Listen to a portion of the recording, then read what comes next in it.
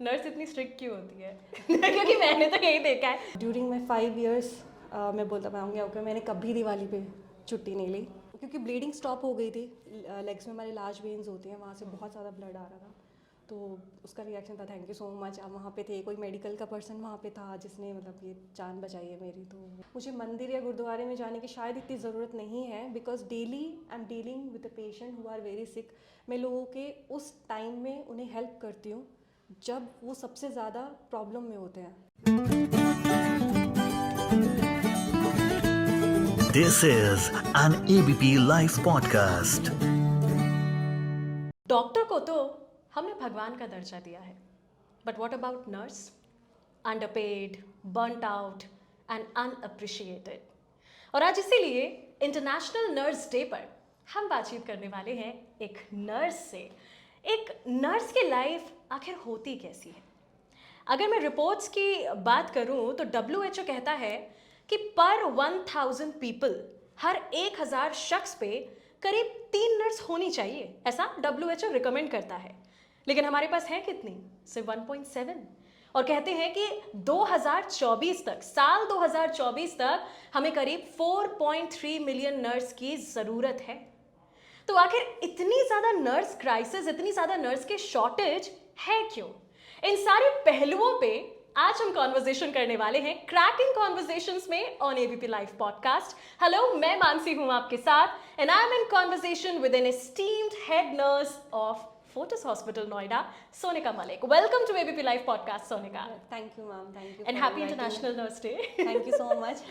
तो सबसे पहले तो मुझे ये बताइए आप, नर्स इतनी स्ट्रिक्ट क्यों होती है? क्योंकि मैंने तो यही देखा है, काफी स्ट्रिक्ट होती है नर्स। आप अग्री करते हो? Yes, I do agree because patient safety is our first priority. Okay. तो हम जब पेशेंट्स को रूम में एंटर करने के लिए मना करते हैं, जब पेशेंट्स को विदाउट हैंड रब टच करने के लिए मना करते हैं, या उन्हें कहते हैं कि आप इतने लोग स्टे नहीं कर सकते हैं बिकॉज वो पेशेंट को डिस्टर्ब करता है, उनकी स्लीप डिस्टर्ब होती है, उनको हीलिंग में कंफर्ट नहीं मिलता है पेशेंट को। तो हम ये सबसे बड़ा ये कंसर्न ये तो रहता है। इतनी सारी चीज़ें हम एक बार एक्सप्लेन कर देते हैं, बट कंटिन्यूस जब हमें लगता है कि पेशेंट के अटेंडेंट नहीं सुन रहे हैं तो हम स्ट्रिक्टली बोलते हैं कि सर आप जाइए बाहर। तो उनको वो लगता है कि उन्हें लगता है स्ट्रिक्ट है, but patient safety are first priority.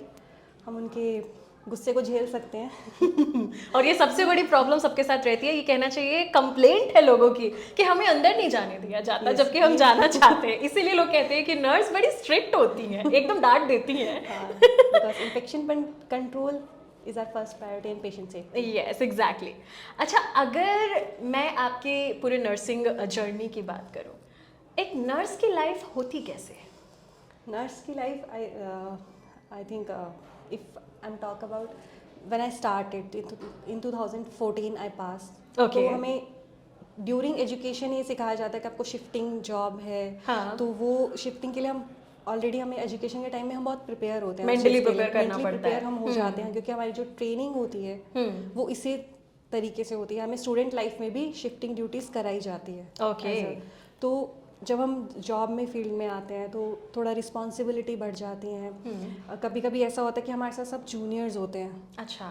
तो I am the responsible one होना पड़ता है। उसके बाद लाइफ अगर मैं बताऊं तो शिफ्टिंग ड्यूटीज़ थोड़ी सी मेंटली कभी कभी डिस्टर्ब करती हैं। कभी कंटिन्यूस नाइट होती हैं, अगर कोई लीव पर है, कोई सडन सिक हो गया अगर हमारे साथ का कोलीग, तो वो बहुत प्रेशर होता है, रिस्पॉन्सिबिलिटीज़ होती हैं एंड चैलेंजिंग भी है। फेस्टिवल पे हमें जॉब करना पड़ता है।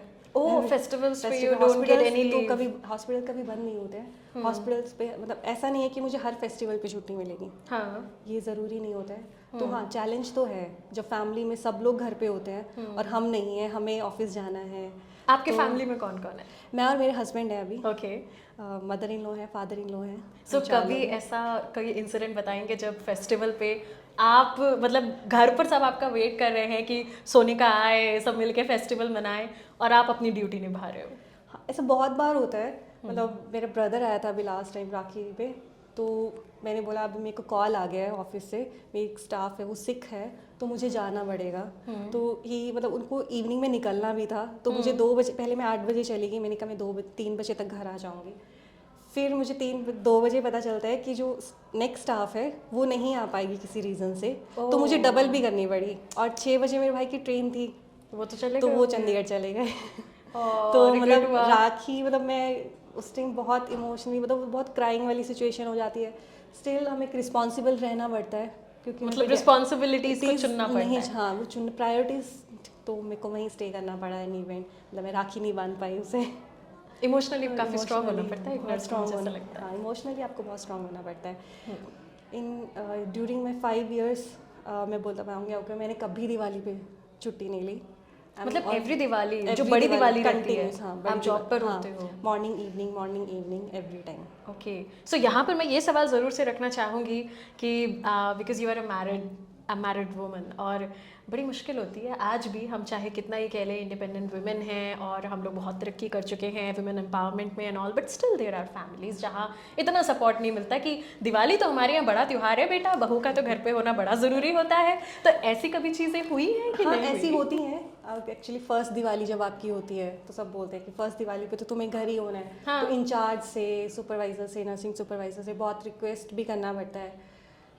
ये सारी चीज़ें होती हैं। उसके बाद फैमिली में भी होता है कि नहीं तुम्हें फेस्टिवल पे, जैसे मैं घर में सबसे बड़ी बहू हूँ तो उन्हें होता है कि नहीं तुम्हें फेस्टिवल पे होना चाहिए। तो फैमिली सपोर्ट कैसे मिलता है? फैमिली एक्चुअली मेरे हस्बैंड बहुत सपोर्टिव है। अरे वाह, he is very supportive person, और मुझे लगता है मैं जॉब जो है उन्हीं की वजह से कंटिन्यू कर पा रही हूँ। शादी के बाद वो एक्चुअली पेरेंट्स को ऐसे और लगता मेरे है। बीच में बहुत बैलेंस बना के रखते हैं। नहीं, शादी के बाद ज़रूरी है, अगर एक महिला जॉब करती है तो मेरे ख्याल से वो सपोर्ट हस्बैंड का पहले आता है कि Husband का वो पहले कंटिन्यू कर सके हाँ अपनी जॉब। कंटिन्यू कर सकते हैं, मतलब ही इज़ वेरी सपोर्टिव, तो इसीलिए मैं अभी तक कंटिन्यू कर पा रही हूँ अपनी जॉब। यस बिल्कुल, आप आगे भी करें, हम तो यही चाहते हैं। वेल, आपसे जो पूछना चाहूँगी अब ये कि आपको क्या लगता है, क्या इंडिया में अच्छी नर्सेस की कमी है?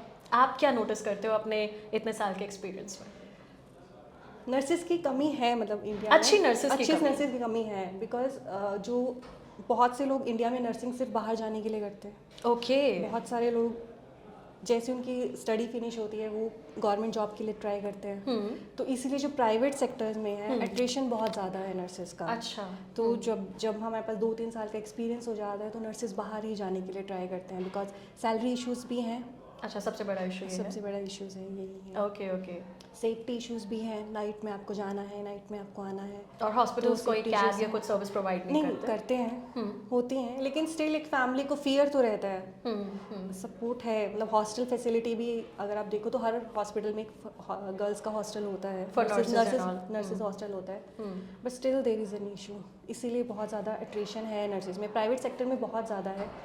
और सैलरी इज़ ऑल्सो इशू, क्योंकि बाहर हमें ज़्यादा सैलरी मिलता है, गवर्नमेंट में हमें ज़्यादा सैलरी मिलता है, लेकिन प्राइवेट सेक्टर्स में सैलरी कम है, तो इसीलिए गुड नर्सेज कम है।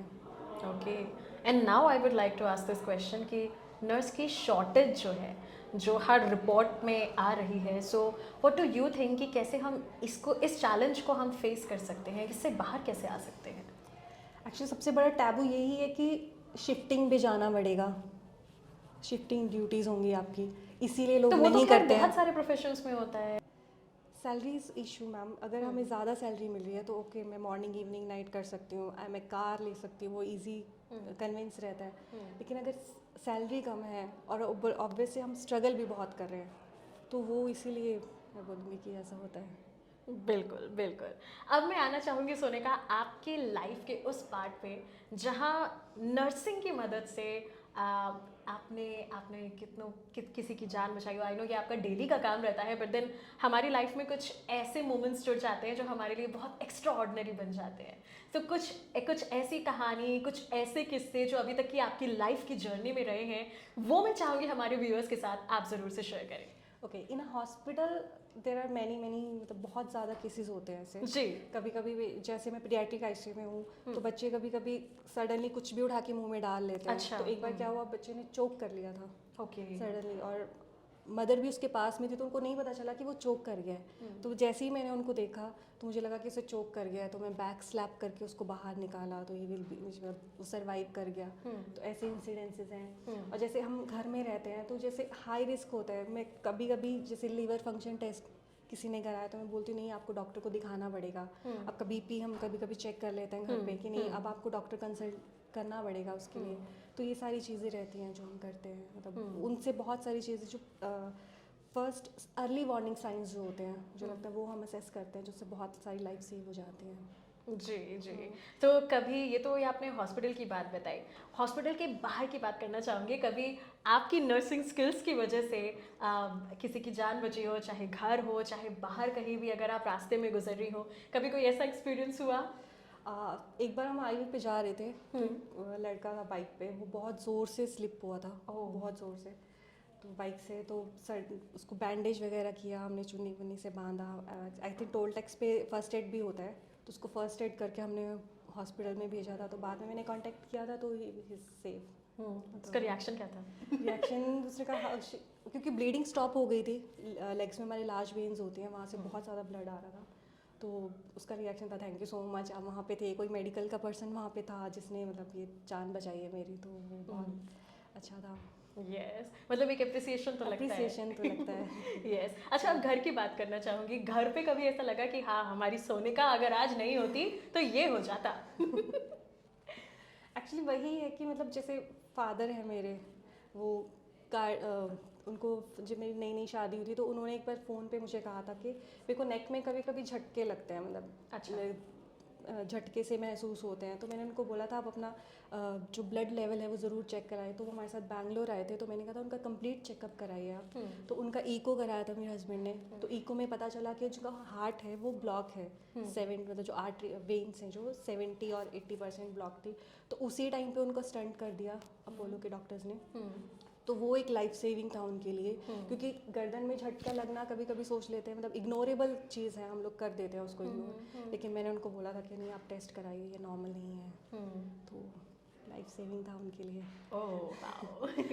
अच्छा सोनिका, अब आपसे मैं ये पूछना चाहूँगी बिकॉज मुझे ऐसा लगता है कि हर कोई नर्स नहीं बन सकता, ऐसा मेरा पर्सनल अपना मानना है। बिकॉज ये सिर्फ कोई किताबी पढ़ाई की चीज़ नहीं है जहाँ आपने सिर्फ टेक्निक्स पढ़ ली, सीख ली, समझ ली। It requires something else.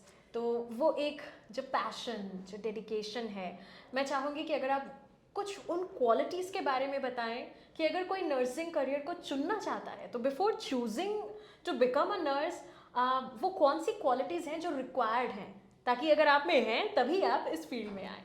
Okay अगर सबसे पहले अगर आप नर्सिंग चूज़ कर रहे हैं तो आपको मतलब ये सबसे पहले देखना है कि आपको केयरिंग नेचर आपका होना चाहिए, Caring, towards okay. Human being, caring nature होना चाहिए।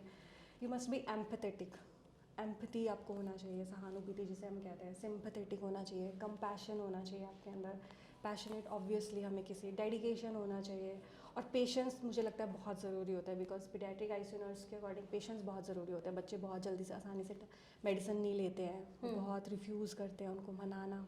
And the older Patients- generation handling older the older generation generation. also they sometime they used to बोल तुम जाओ यहाँ से।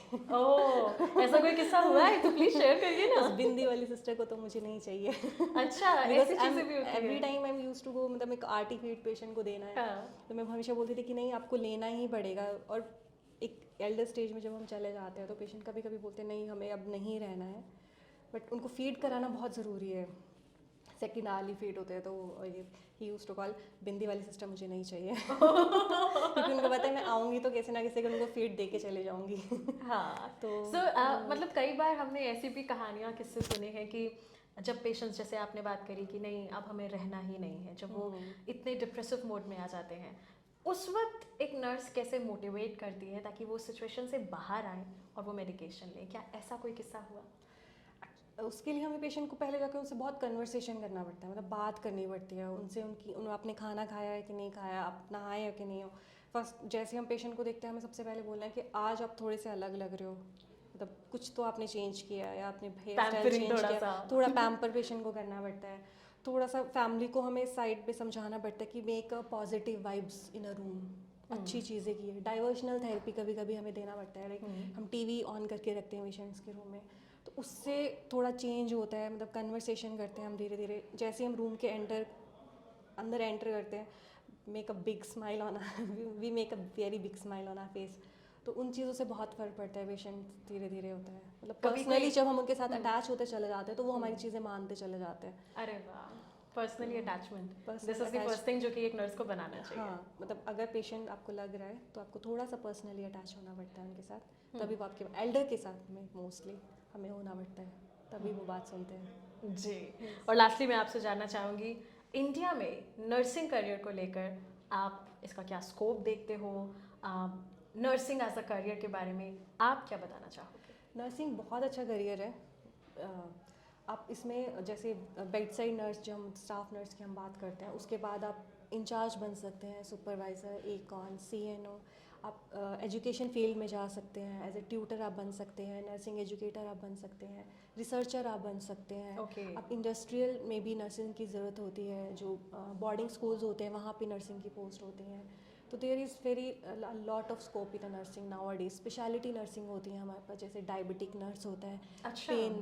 Pen and palliative care nurse होती है, तो क्रिटिकल केयर नर्सेज होते हैं जो स्पेशली ICU पेशेंट्स को हैंडल करते हैं। अच्छा, मतलब हर डिपार्टमेंट के लिए अलग अलग नर्स हाँ, होना जैसे अभी जरूरी रोबोटिक है। सर्जरीज आ रही हैं, तो हाँ। उनमें हमें स्पेशल नर्सेज चाहिए, स्पेशल ट्रेन नर्सेज चाहिए उसके लिए। Okay. तो there are many scopes in nursing nowadays, because we are growing industries.